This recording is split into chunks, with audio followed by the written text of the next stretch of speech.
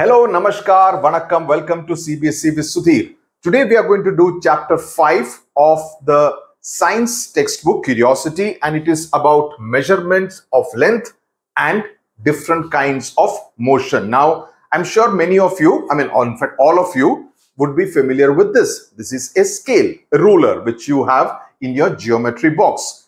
Some of you would also be familiar with this. This is a measuring tape, right? Now, what do both of these do? They are used to measure length. For example, if I want to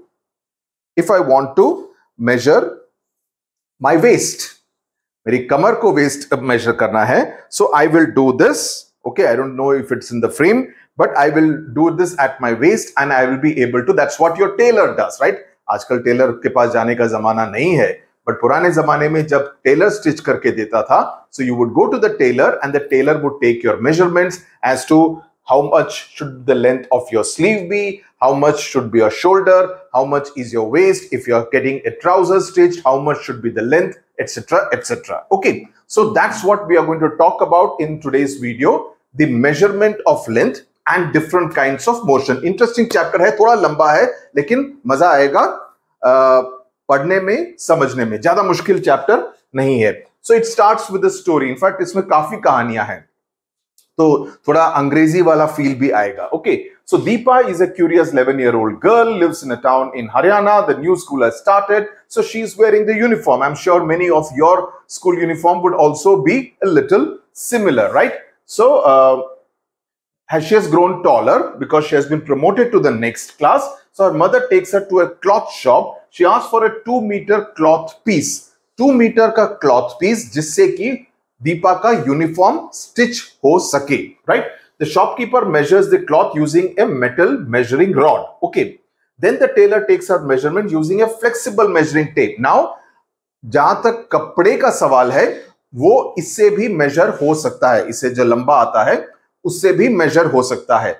लेकिन जैसे मैंने कहा, अगर आपको human body को major करना हो तो आपको इस तरह का मेजरिंग टेप की जरूरत पड़ेगी. Why? Because it is not a solid piece. अगर आप यहां से जस्ट इमेजिन, इससे कमर कैसे मेजर करेंगे, इससे अगर हाथ को मेजर भी करेंगे, it may not be absolutely perfect. So you need a flexible measuring tape in order to be able to get the right measurement. Correct? So इस तरह का मेजरिंग टेप का इस्तेमाल किया जाता है. Okay. Her mother instructs the tailor to increase the length of her uniform by 4 अंगुला, यानी कि 4 fingers, यानी कि इतना बढ़ा दो. वो क्यों बढ़ाते हैं कि अगले साल अगर दीपा की हाइट बढ़ जाए, so she can just open this up so that the same uniform can be used the next year also. So 4 उंगलियां बढ़ा दो. So this is what she is saying. Now this 4 उंगलियां का मेजरमेंट क्या होगा ये नहीं मालूम. मेरी उंगलियों का मेजरमेंट और आपकी 4 उंगलियों का मेजरमेंट ऑब्वियसली अलग रहेगा, राइट? कि आपकी उंगलियां छोटी होंगी, राइट? मेरी उंगलियां थोड़ी बड़ी होंगी. So can my 4 fingers be the same as your 4 fingers? Obviously not. Similarly the mother is saying 4 उंगली. हुज उंगली? बिकॉज द मोटापा, the thickness of the mother's finger could be different from the thickness of the tailor's finger, है ना? Obviously, even if it is by a few millimeters. So are tape and rod similar to the scale that the elder sister has in a geometry box? What did the mother mean by 4 अंगुला, right? ये अभी भी जो मैंने बताया, तो ये scale है जैसे मैंने अभी आपको दिखाया.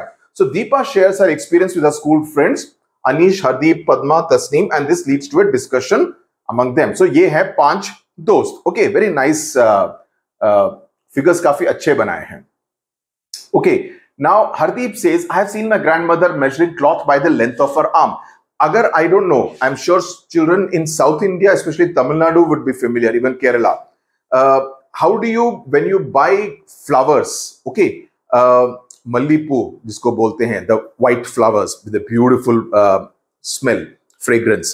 So you measure it by this arm, okay, ek arm, then they will take 2 arms. So 2 arms ka length they would give for a certain price. That's how the strands of flowers are calculated, at least in South India. At least that's what I've seen in both Kerala and Tamil Nadu. by the length of her arm. So he says that my grandmother does that even with cloth. Have you ever seen how a farmer measures length to divide his field into beds? He walks and counts. So what the farmer does is that he will walk like this, कि कितना feet है. Feet मतलब not the exact feet, but his feet, कि कितने कदम की दूरी पर ये, कितनी कदम की लेंथ है, कितने कदम का विड्थ है मेरे फार्म का, right? So that's also done. But if the farmer is very tall, his feet will also be taller, right? Whereas if it is a short farmer, his feet will be comparatively shorter. So can this be a standardized measurement tool? Obviously not, because ये vary होगा depending on one person and another person. Okay, so the length of the strides, like when I go for my morning walk, मेरा एक idea रहता है park का एक चक्कर approximately 300 steps रहता है मेरे स्मार्ट वॉच पर. Okay, now but someone else who is a little shorter will find that वो 300 नहीं 350 कदम चलता है. So for the same distance of the park, I take, it records 300 steps on my smartwatch, but on someone else's smartwatch who may be a little shorter, it comes to 350, 370, 320, whatever. Okay, so it can vary from person to person. I hope yahan tak ki baat aapko samajh mein aa gayi, right? So Deepa says measuring length using body parts must be so much fun. Let's also measure something using a body part. So ye, just read this kahani ki tarah hai, kafi maza aayega. Okay, what should we measure? So let's measure the length of the table. So length of the table ko, for example, मैं आपको दिखाता हूं. अरे मैं फिसल गया यहाँ पे. यहां से if I start measuring the length of the smart board, 3, 4, 5, 6, 7, 8, 9, approximately 9.5 या let's say 10. Okay, 10 hands ka the length is there, and the height would be a little less. Height would be probably 5 or 6 approximately, right? So she says this thing. I have seen my mother using it. She calls it balished. Okay, so hands ko use karke in whatever language it is called balished in Haryanvi language. Okay, Hardeep adds, okay, let's also note down our measurements. So सबके measurements use होते हैं. अनीश का 13 हाथ है, पद्मा के 13, तस्नीम के 13 से छोटे, यानी कि तस्नीम की हाइट सारी छोटी होगी. देखें एक बारी. Let's see the thing. नहीं, तस्नीम भी लंबी है, लेकिन उसके शायद हाथ थोड़े छोटे होंगे, हो सकता है ना, जेनेटिक्स की बात है, right? Deepa is between 13 and 14 and Hardeep is 14. So he says, so Padma says that obviously the number is different for it. It's not a standard number. Whereas अगर आप एक रूलर से मेजर करते तो exactly same length आता, irrespective of who is measuring the length of the table. So I can guess our hand spans, इसको hand span बोलते हैं. This is the span of the hand, यानी कि from the thumb to the little finger का जितना extreme है, इसको hand span बोलते हैं. This entire thing like this when it is used for measuring. So Anish says, let's check this. So all 5 of them put their hand spans along with each other and arrived at the conclusion the lengths of their hand spans are different. Obviously, no wonder people use scales and measuring tapes. इसी वजह से ताकि एक standard बन सके. Deepa and her friends compare the length of the table with the length of their handspan. The length of the table is expressed in handspan. It is used for measurement, is a unit, and the length is expressed in 2 parts, a number and unit. For example, if the length of the table is found to be 13 handspans, then 13 is the number and handspan is the unit selected for the measurement. यानी कि अगर आप किसी को जाके बोलेंगे कि मैंने हाथ से मेजर किया, तो बोलेगा कि तुम्हारे हाथ से कितना मेजर हुआ? So she is saying 13 hand spans. So 13 is the figure. And hand spans is the unit. लेकिन ये unit standardized नहीं है. It is not the same for everyone. 13 number सबके लिए same नहीं आएगा, क्योंकि hand span is not a standard unit. ये अलग-अलग लोगों के लिए अलग-अलग dimensions का रहेगा. Okay, so that is the thing. तो उसका इलाज क्या है? उसका, what is the cure for that? तो पहले ये देखा गया था कि India had a history of measurement. Angula, which is the finger width, the finger ka width, okay, and Dhanusa and Yojana are some of the units mentioned in ancient Indian literature and used in, this is just a side thing, maximum आपको MCQ form में ये पूछा जा सकता है, right? The angula is still used by traditional crafts people like carpenters and tailors. ये अभी भी इसका इस्तेमाल करते हैं. Several objects with ruled markings which could be scales have been excavated from sites of the Harappan civilisation. तो हड़प्पन सिविलाइजेशन जो कि हम हिस्ट्री में सोशल साइंस में पढ़ेंगे चैप्टर 6 में, तो वहां पर भी इस तरह के मेजरमेंट टूल्स का एक्सकेवेशन के दौरान उसको पाया गया. सो इसका मतलब क्या है कि उस समय के लोग भी किसी ना किसी तरह से चीजों को मेजर करते थे. How fascinating, isn't it? Just imagine if you go back in time and you get a chance to observe. कभी सोचते हो ऐसा? मैं काफी सोचता हूं, क्योंकि you know it's very fascinating to go back in time. Future में जाने में क्या मजा है? Go back in time and see how people lived at that point in time. How fascinating. इसके बारे में स्टोरीज लिखना बड़ा मजा आएगा. Now, what has happened is that we have now what is called the International System of Units या SI. ये word को जैसे ये स्केल साइड में बना के दिया है आपको, ताकि आपको एक तरह का कॉन्टेक्स्ट मिल जाए कि हम किसके बारे में बात कर रहे हैं. So the international system of unit, जिसको कि SI यूनिट्स बोलते हैं, ये SI यूनिट आपका पीछा नहीं छोड़ेगा for the next so many years till class 12. And beyond that, if you are doing engineering or even in daily life, आपको SI यूनिट के बारे में हमेशा जानकारी होनी चाहिए. ओके, तो this is the international system of units, जो कि एक स्टैंडर्ड सिस्टम है. तो अगर मैं बोलता हूं कि मेरे को 2 मीटर कपड़ा चाहिए, तो person sitting in London, person sitting in Jakarta, person sitting in Melbourne will also be able to understand कि मैं कितने कपड़े की बात कर रहा हूं. ओके, तो ये स्टैंडर्ड हो जाता है. Okay, so the SI unit of length is metre. इस बात को ध्यान में रख लीजिए. तो लेंथ की जब हम बात करें, उसको हम मीटर में मेजर करते हैं. मेरे को 2 कपड़ा मीटर चाहिए, ब्लू कलर का कपड़े का मीटर मेरे को चाहिए. इस शर्ट को सिलवाने में 3 मीटर का 3 मीटर का कपड़ा लगा, right? So the tailor needed 3 meters of cloth in order to stitch this shirt, right? और इसको M, छोटे M, बड़े M में नहीं, छोटे M. और इस बात का ध्यान रखिए, अगर आप बड़े M लिखेंगे तो मार्क्स कर सकते हैं. तो अगर 2 meters लिखना है तो 2M will be the way you will write it. A meter scale is shown in figure 5.2. 1 meter is divided into 100 equal divisions. Each division is called a centimeter. यानी कि 1 मीटर के का उससे छोटा यूनिट होता है सेंटीमीटर, जिसको कि CM कहते हैं. CM का मतलब चीफ मिनिस्टर नहीं, वो हम सोशल साइंस में पढ़ेंगे. फिजिक्स में CM का मतलब है सेंटीमीटर, और 1 मीटर में 100 सेंटीमीटर होते हैं. ये तो यूनिट कन्वर्जन आपको जिंदगी भर याद रखना चाहिए. ओके, जिंदगी भर नहीं भूलेगी वो बरसात की रात, वो मीटर की बात.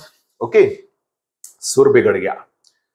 Okay, you may be familiar with the smaller part of the meter scale, typically 15 centimeters shown in figure 3.3. Now look at the 15 meter scale. इसके next है. Okay, it has markings from 0 to 15. The length of any section between two consecutive marks between one. Okay, इसको देख लेते हैं. यहाँ पे तो यहां से शुरू होता है, तो 0 से शुरू होके 15 तक है. तो यानी कि ये 15 सेंटीमीटर है. 1 मीटर नहीं है, 15 सेंटीमीटर है. अगर आपको 1 मीटर चाहिए तो और कितने सेंटीमीटर चाहिए होंगे? 85 more centimetres. 15 plus 85 into 100 centimetres equals to 1 metre. So the length of one of these smaller parts is called millimeter. अब सेंटीमीटर के भी नीचे आते हैं. सेंटीमीटर से भी छोटा यूनिट होगा, उसको कहेंगे मिलीमीटर, जिसको कि कहा जाता है mm. m स्क्वायर मत लिख देना मैथ्स की तरह. mm, small m, small m. 1 millimeter is the smallest value of length that you can measure using the scale. 1 millimeter equals 1/10 of a centimeter. यानी कि 1 सेंटीमीटर में 10 मिलीमीटर होते हैं. अब ये तो हो गई. So you have 1 metre equals to 100 centimetres, 1 centimetre equals to 10 millimeters. So 1 meter equals to how many millimeters? 100 into 10 1000 millimetre, right. Now अगर मीटर से भी, अगर आपको दिल्ली से मुंबई जाना हो, ओके, या let's say Delhi to Hyderabad which is approximately 1500 kilometres, और लेट्स से एनीवे कोई भी, आप मीटर्स में गिनेंगे तो बहुत बड़ा यूनिट हो जाएगा। तो मीटर से बड़ा यूनिट हमको चाहिए, वो होता है किलोमीटर। 1 किलोमीटर में 1000 मीटर्स होते हैं, ओके। तो अगर डिस्टेंस की बात करें, Hyderabad to Delhi 1500 kilometres, Hyderabad to Bengaluru 550 kilometres. So इसको किलोमीटर्स में मेजर करते हैं। पहले जब ब्रिटिश होते थे तो माइल्स में मेजर करते थे, लेकिन जहां तक इंडिया का सवाल है अभी किलोमीटर्स में ही करते हैं। जितने भी माइलस्टोन्स आपको दिखेंगे हाईवे पर वो किलोमीटर में ही रहेंगे, माइल्स में नहीं रहेंगे। तो उसके बारे में आपको परवाह करने की जरूरत नहीं है। So 1 kilometre equals to 1000 metres, right, that is the way. So ये कन्वर्शन जो है, ये तीन ब्लू, ग्रीन और रेड में जो है, इसको याद रखना। इसमें कभी भी जीरोस को लेके कंफ्यूजन होके मार्क्स खोके मत आना, ओके। ये कन्वर्जन आपको याद होना चाहिए। तो अगर 1 किलोमीटर में कितने मिलीमीटर हैं कोई पूछे तो क्या होगा, 1000 इंटू 100 इंटू 10, कितने जीरोस हैं काउंट कर लो। That is 3 + 2 + 1 6 zeros. Now in some scales आपने पाया होगा, लाइक इसमें मैं देखता हूं, इसमें तो जीरो से शुरू हो रहा है, लेकिन कई स्केल्स ऐसे होंगे जहां पर ये 1 से शुरू हो जाएंगे, ओके। तो देन उसमें and you will also have inches. So 1 inch equals to 2.54 centimetre. ये कन्वर्जन भी याद रखना। और ये कहां पर यूज होता है, आपकी हाइट को मेजर करने में, राइट। हम इधर बोलते हैं कि मैं इतना सेंटीमीटर लंबा हूं, या मैं बोलता हूं मैं इतने इंचेस बड़ा हूं, और इंचेस को आप फीट में कन्वर्ट कर सकते हैं। लेकिन ये कन्वर्जन भी आपको याद रखना चाहिए कि 1 इंच में 2.54 सेंटीमीटर होते हैं। इसका मतलब क्या, centimetre is a smaller unit of measurement compared to the inch. तो हम इंच का भी इस्तेमाल करते हैं, फीट का भी इस्तेमाल करते हैं सिविल कंस्ट्रक्शन वगैरह में। ये बोलते हैं ना कि अरे इस रूम की डायमेंशंस क्या हैं, तो I will say oh it is 12 feet by 10 feet, right, that will be the dimensions. तो उसको फीट में करेंगे, उसको हम सेंटीमीटर या मीटर्स में नहीं करते हैं, हम फीट में बोलते हैं। तो अलग अलग जैसे कंस्ट्रक्शन वगैरह में मीटर्स का इसका फीट का इस्तेमाल ज्यादा होता है। कितने स्क्वायर फीट है, मेरे घर का डायमेंशन है, it is about 1600 SFT square feet. That is this side and this side को मिला के कितना मल्टीप्लाई होकर कितना होता है, कारपेट एरिया कितना है, कितना बिल्टअप एरिया है, everything is measured in square feet which is feet into feet, okay. Now आगे चलते हैं। For measuring any length we need an appropriate scale. तो स्केल की बात हो रही है यहां पे। And then what is the correct way. अब वी हैव टू सी कि कहां से कहां तक मेजर हो रहा है। अगर 0 से शुरू हो रहा है तो देन इट इज फाइन, लेकिन अगर 1 से शुरू हो रहा है देन इट बिकम्स, देन आपको वो -1 करना पड़ेगा in order to know the exact length. समझ गए ना, कि अगर 0 to 15 है तो okay fine, it is 15 centimetre. लेकिन अगर 1 से शुरू हो रहा है, आपका स्केल 0 से नहीं है 1 से है, और 1 to 15 है, तो इसका मतलब एक्चुअल लेंथ 14 सेंटीमीटर है, बिकॉज वो पहला वाला नहीं मिला है आपको, okay. So that is how it will be. जैसे ये है ना, and also always measure, you have to take it like if you see कि इस पेंसिल की हाइट कितनी है या लंबाई कितनी है। सो आप इसको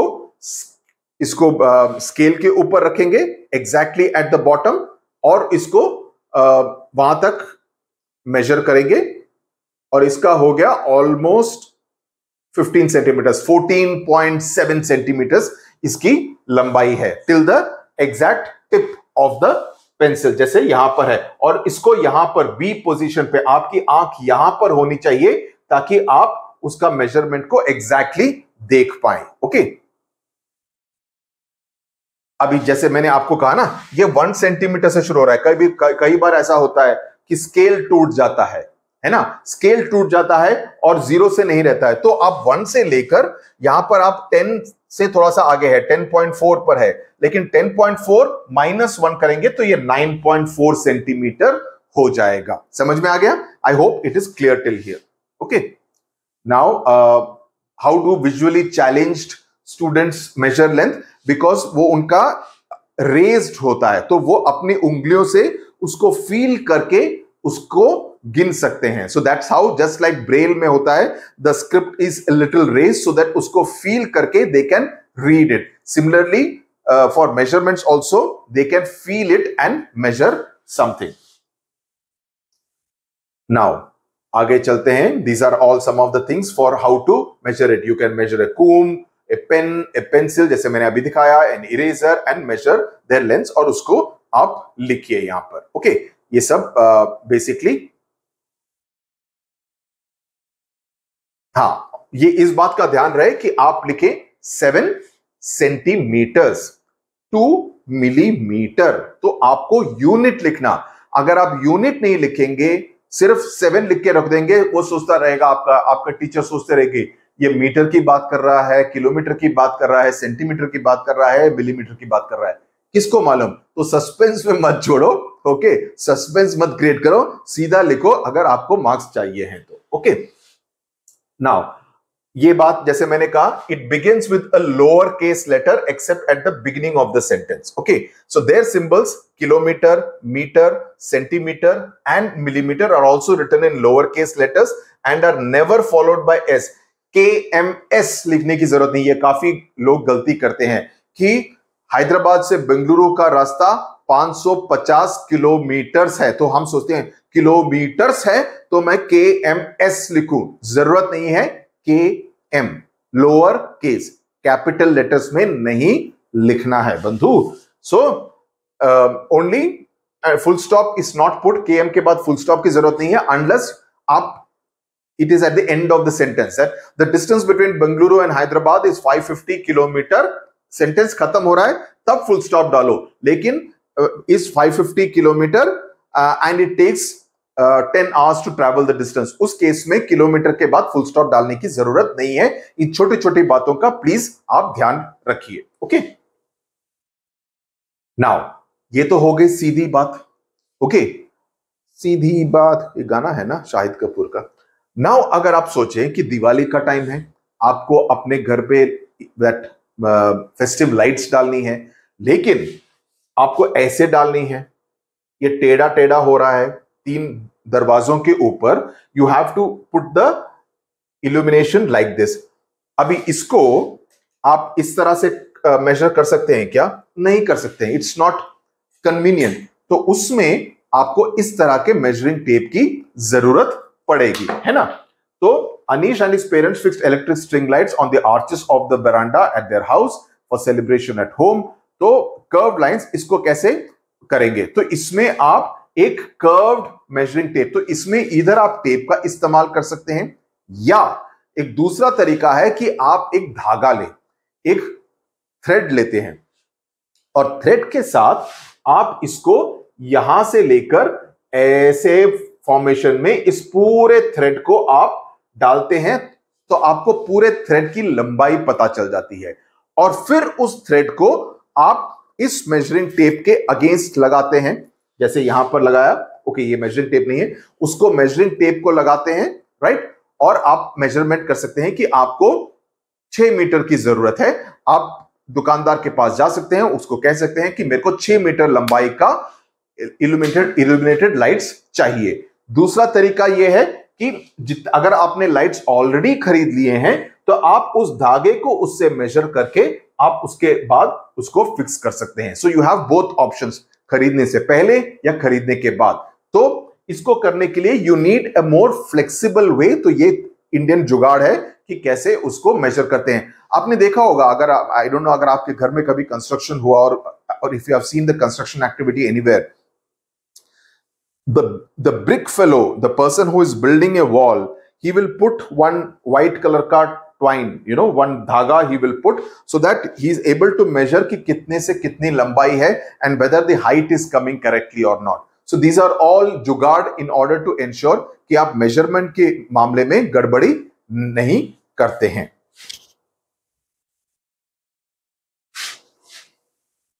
Okay, now एक दिन teacher informs her students that she has planned an educational visit to a nearby garden.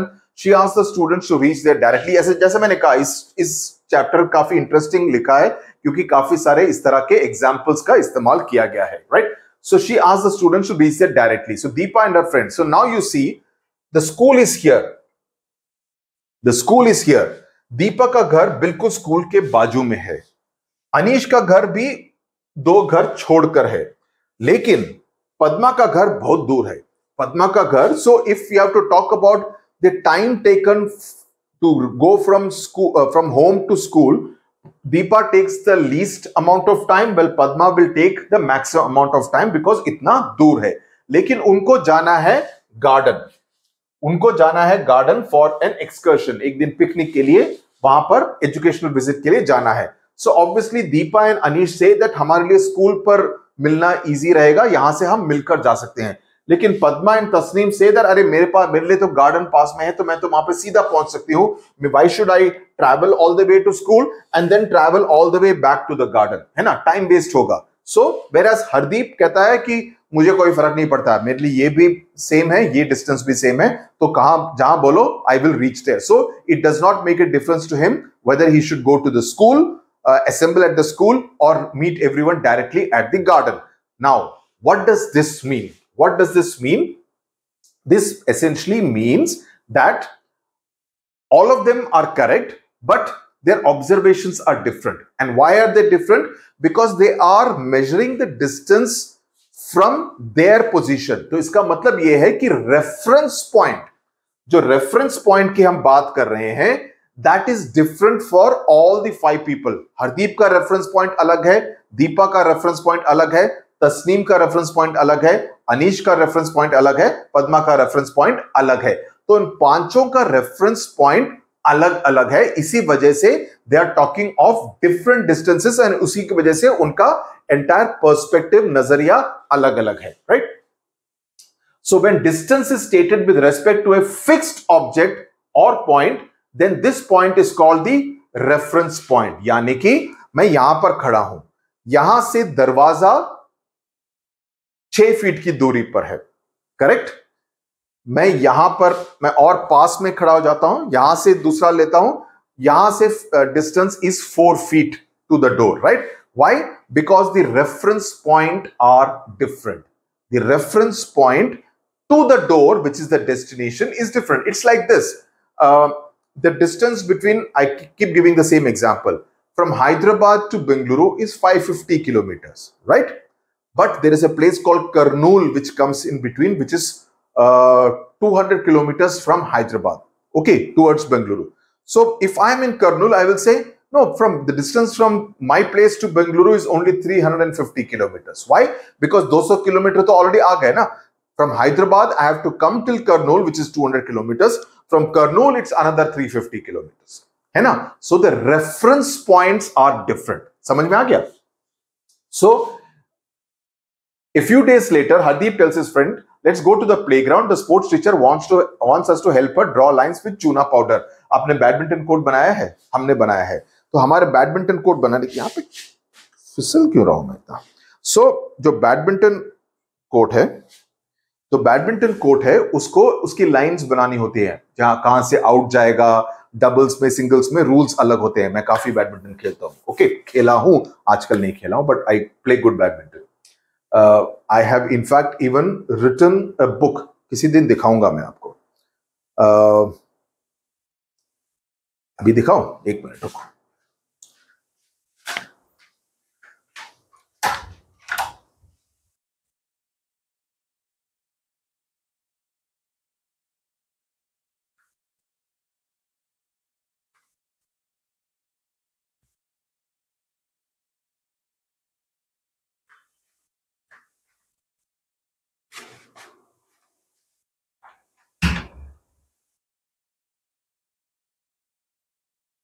This book was written by me in 2012.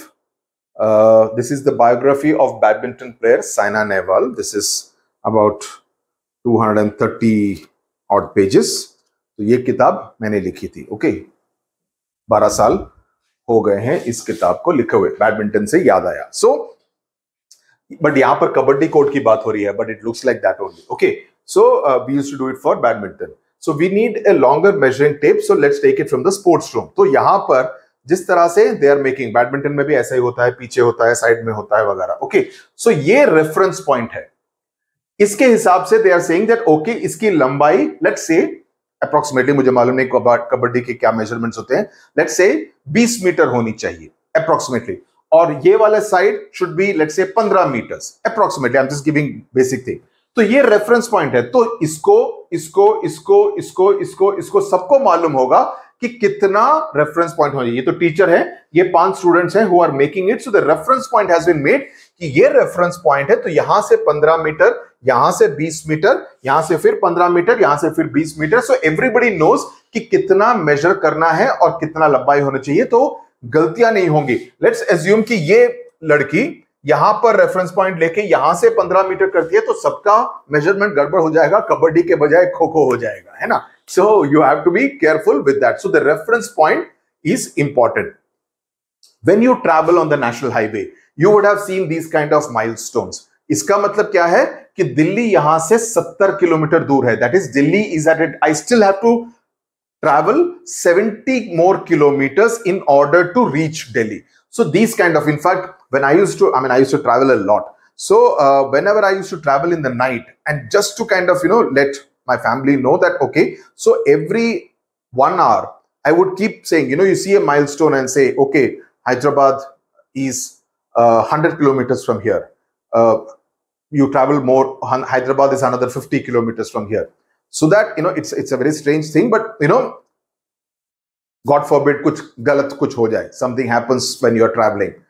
Your family will know that, okay, at 2 o'clock in the night, he has messaged me saying that he's 100 kilometers from Hyderabad. So if by chance something wrong has happened, you know that, okay, this was his last location. So it kind of helps you locate it. ये अलग बात है, ये मैं दूसरी बात बता रहा हूँ, but normally आपको it tells you कि कितना distance और travel करना है। 70 kilometers, which means Delhi traffic वगैरह calculate करके it may take about 1.5 hours for us to reach Delhi approximately, depending on the traffic. So you see this kilometer signs always, and उसके बाद the next one कौन सा होगा? अगर 10 kilometre और चल दिए तो क्या होगा? 60 होगा, 80 होगा? It will be 60, यानी कि डिस्टेंस दिल्ली की तरफ कम होता जा रहा है। 60 के बाद 50 मोर किलोमीटर्स, देन 40 मोर किलोमीटर्स, इस तरह से माइलस्टोन्स आते रहेंगे। तो अगर आप यहां पर है 70, देन 60 मतलब डिस्टेंस कम हो गया है, देन 50, देन 20, 10, 0 मतलब आप इंडिया गेट पहुंच गए हैं। नॉर्मली हर सिटी का एक 0 पॉइंट होता है। Okay, I am just telling you for GK, her city का एक 0 पॉइंट होता है जहां से मेजर किया जाता है कि डिस्टेंसेस कितने हैं। ओके, हर सिटी का इस तरह से एक 0 पॉइंट रहता है। तो यहां पर इंडिया गेट को 0 पॉइंट की तरह डिनोट किया गया है। ओके,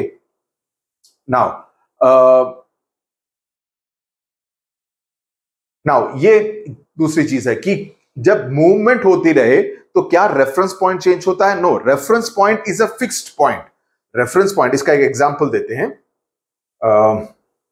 मोशन में। ओके, कि when things are moving, like cow is grazing in the field, field है, cow जब घास खा रही है, generally she will be in the same place, maximum she may move from this end of the field to another end of the field, that will be the maximum movement the cow will do. लेकिन अगर कोई पेड़ है तो what you can do is that you can take the tree which is a fixed object as the reference point, and you say that, oh, the cow is about 20 meters to the left of the tree. Okay, but by evening it has moved 15 meters to the right of the tree, यानी कि यहां से घास खा खा खा खा खा कर वो उस तरफ पहुंच गई है शाम होने तक, right? So this becomes the reference point. Okay, the movement is of the cow, that is not a immovable thing, it is a movable thing, whereas the tree is an immovable reference point. Okay, now an object is said to be in motion if its position changes with respect to the reference point. तो यहां पर motion में कौन सा है? गाय, कि गाय movement में है तो उसको मोशन में कहा जाएगा with respect to the reference point with time. Reference point कौन सा था? पेड़. The tree is the reference point while the cow is moving from left to right over a period of time. If an object is not changing its position with respect to the reference point, it is said to be at rest. हो सकता है कि 1 घंटा खाने के बाद the cow एक जगह पर बैठ जाती है छाया में, it just sits there. That means it is no longer in motion. But till such time that it moves from place A to place B over a period of, let's say, 3 hours, it is said to be in motion. है ना? अभी देखो, I'll give you an example. Cricket देखते हो, umpire खड़ा होता है इस तरह से, पीछे से जसप्रीत बुमराह बॉल करने के लिए आता है. Who is at rest and who is in motion? Jasprit Bumrah is in motion because he is moving from the beginning of his run up to the crease where he delivers his yorker. The umpire is the reference point. He is standing there and looking directly at the wicket and the batsman ki kya hota hai, LBW hota hai ya clean bowled hota hai, right? So he is in motion, Bumrah is in motion, I am the umpire, I am the reference point, right? I hope you understood.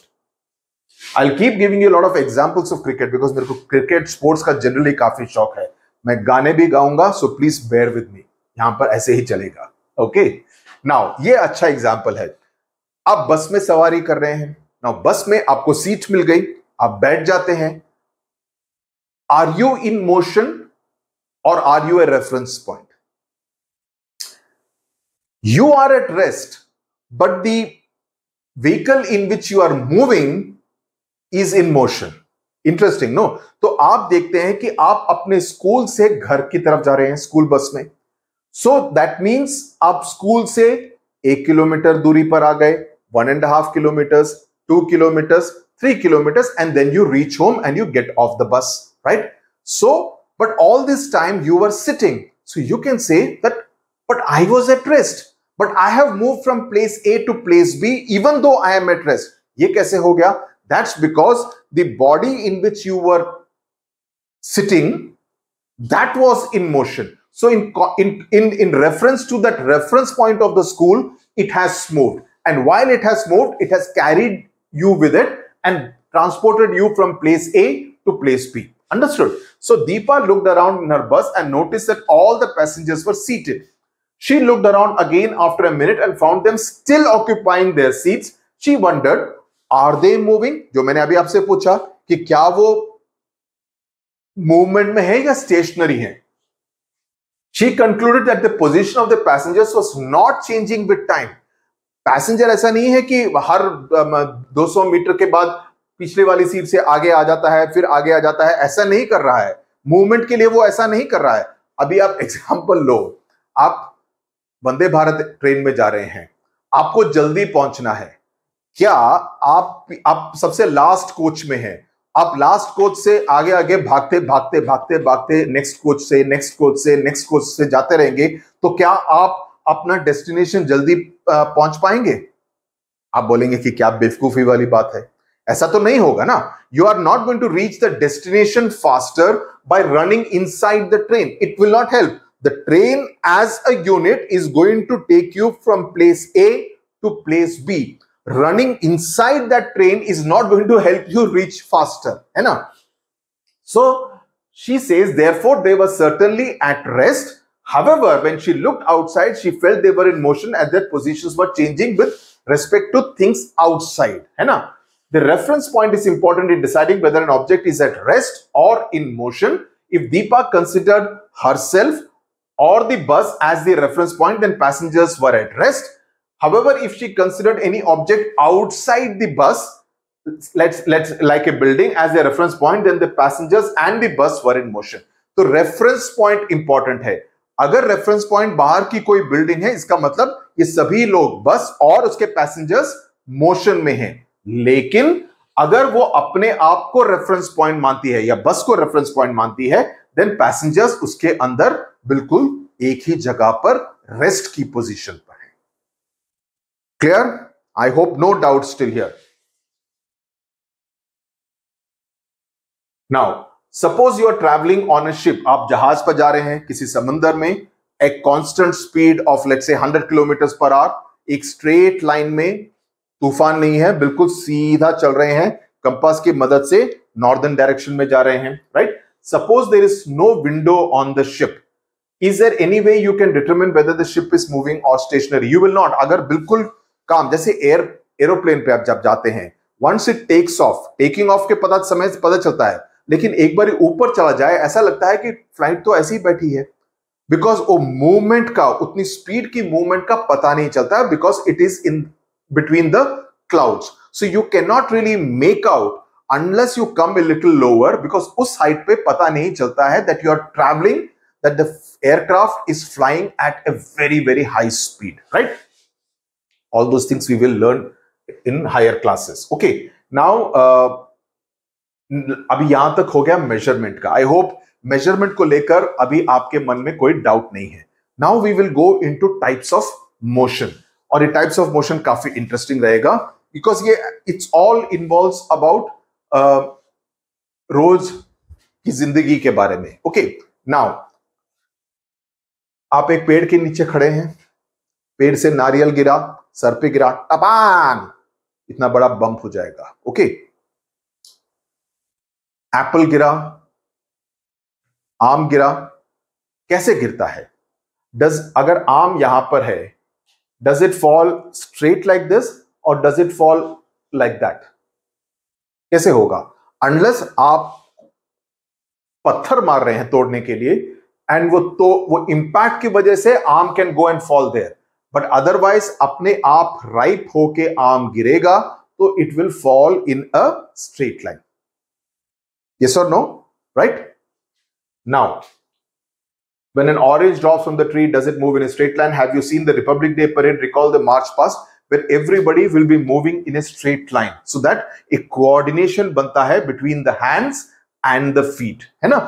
Now, when an object moves along a straight line, its motion is called linear motion.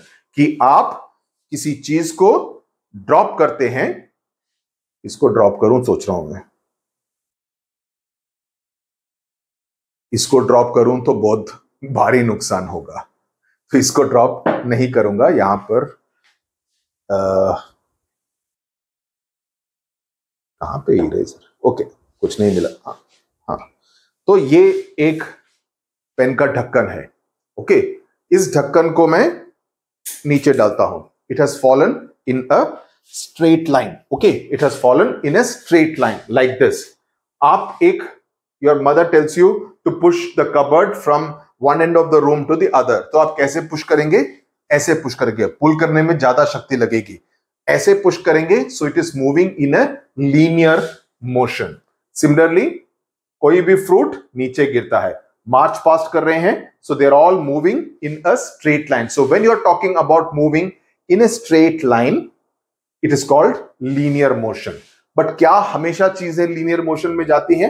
Obviously not, और इसके काफी सारे examples भी हैं, right?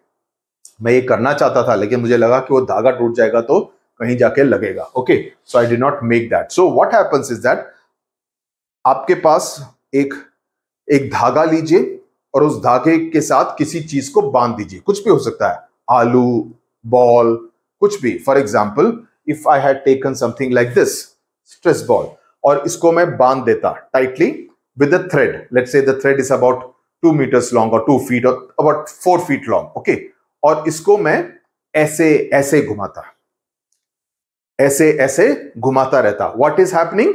It is called circular motion. This is linear motion, but this is circular motion. Easy, no? Linear is straight, this is moving in a circle. It will be called circular motion, right? So when an object moves along a circular path, its motion is called circular motion. Very easy. Okay, like this. This girl, yahan pe usne kuch banda hai, and she is moving it in a circular. Now it can be a round circle, it can be slightly oval in shape, doesn't matter, so long as it is moving in a circular motion. Similarly, आपने कोई मेले वगैरह में गए होंगे, इस तरह के merry go round में you might have gone when you were more young, right? अभी तो नहीं जाते होंगे. I don't think आप जितने लोग 10-11 साल के बच्चे, I don't think will go, but this is also moving in a circular motion. या वो बड़ा झूला होता है ऊपर से नीचे. Okay, what is that? It is a circular motion. That's what I said. Physics is all about life around you. जो भी मशीन देखो उसमें देखो ओ इस प्रिंसिपल का यहां पर इस्तेमाल किया जा रहा है। क्लास 6, क्लास 7, क्लास 8 में इसका काफी आपका फाउंडेशन बनेगा। तो learn to be fascinated by all these things around you, तभी आपको रियलाइज होगा oh I have an engineering aptitude. Depends from person to person, कुछ लोगों को इंटरेस्ट नहीं हो सकता है, तो आपको ये एप्टीट्यूड ढूंढने में काफी मदद करेगा। तो ये हो गया। देन नाउ आपने क्लॉक, पुराने जमाने का, आजकल उस तरह के क्लॉक्स नहीं होते हैं। Ask your grandfather, he would know, और ग्रैंडमदर।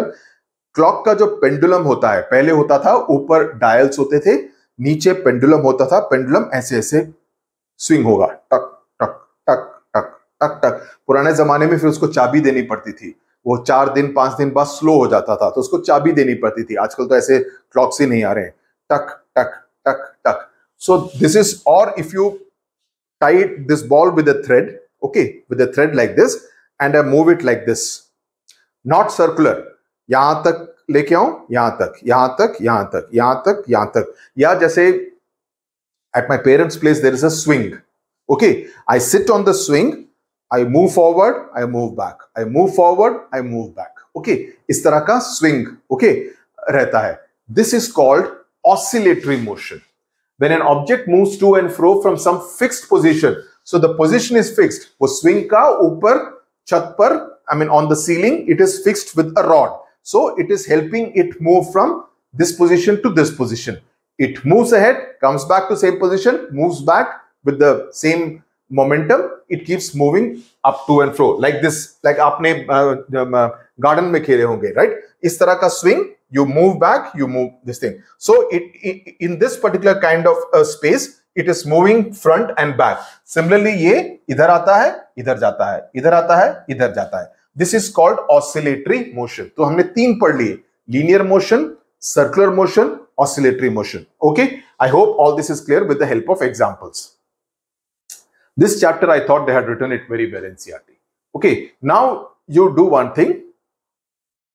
एक टेबल पर आप अपनी 3 मोटी मोटी किताबें रखकर, और उसके नीचे, बिल्कुल नीचे एक रूलर रख दीजिए। ओके, इस रूलर को आप इस तरह से रख दीजिए, और इस रूलर को इस तरह से ये कीजिए। सो ये इतना फ्लेक्सिबल नहीं है, ग्लास का ruler will be better. So if you finishing like this, it will move up, it will move down, it will move up, it will move down. उस तरह का एक effect, kind of an effect it will show. So that's what they want you to do. So it says that if an object repeats its path after a fixed interval of time, its motion is said to be periodic.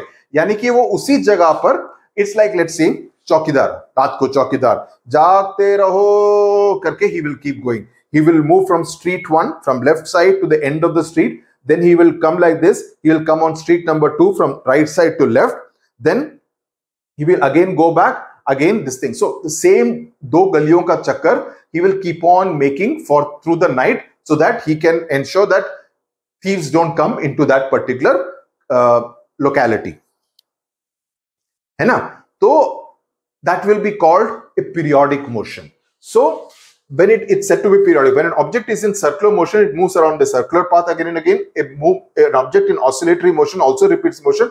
Both circular and oscillatory motion are also periodic in nature, because it's coming like this, same this thing, so it is periodic. Circular also, it is moving like this, so it is coming on the same path again and again. That's also periodic. Periodic मतलब बार बार उसी motion को repeat करना, उसको periodic motion कहते हैं. Okay, so this is the oscillatory motion of the metal strip. Okay, ये आपको exercise करना है, इसमें मैं 1-2 बताऊंगा. This thing, like for example, this is the oscillatory motion जो हमने बताया. This will be the linear motion जो कि ऊपर से नीचे को आता है. ये हो गया circular motion. This is happening. Now I want you to do as part of the homework, and I want you to reply in the comments 1, 2 and 3, or let's say 1, 2 and 3. 1, 2 and 3 बता दिया. 4, 5 and 6 को बताओ. 4, 5 and 6 ये कौन से type of motion है? इसमें लड़का स्किपिंग कर रहा है, right? This is the seesaw, and this is something which is going up and down. Okay, so इसको बताओ कि कौन से motions हैं, and you can put it in the table or write in the comment section. So with this we come to the end. These are the keywords जो कि आपको याद रखने की जरूरत है. मेजरमेंट तो हो गया, centimetre, circular motion, metre, millimetre, motion, oscillatory motion, ये सारे जो कीवर्ड्स हैं इसको आपको याद रखने की जरूरत है. Question and answers we will do in a separate video because I don't want to make the video very long. Understanding, I am pretty sure आपको ये पूरा चैप्टर अच्छी तरह से समझ में आ गया होगा. कोई भी डाउट आपके मन में नहीं रहा होगा. आई am pretty confident and the idea is to make science as interesting as possible. That's the whole funda. Okay, तो साइंस अगर इंटरेस्टिंग बनाएंगे तो आपको भी इंटरेस्ट आएगा, समझ में आ जाएगा. तो किसी चीज को रट्टा मारने की जरूरत नहीं है. सारे के सारे सब्जेक्ट जो मैं यहां पर पढ़ाऊंगा वो इस तरह से पढ़ाऊंगा कि you will not have to rote learn anything. Everything will be understood and your mind is like a sponge. इस स्पॉन्ज में जितना भी डालोगे पानी, पानी एब्जॉर्ब हो जाएगा. So keep your mind like a sponge, absorb a lot of good things. गालियां मत सीखो, bad things मत सीखो, good things सीखो so that you end up becoming a better person. All the best. Namaskar. Thank you very much for watching. God bless you.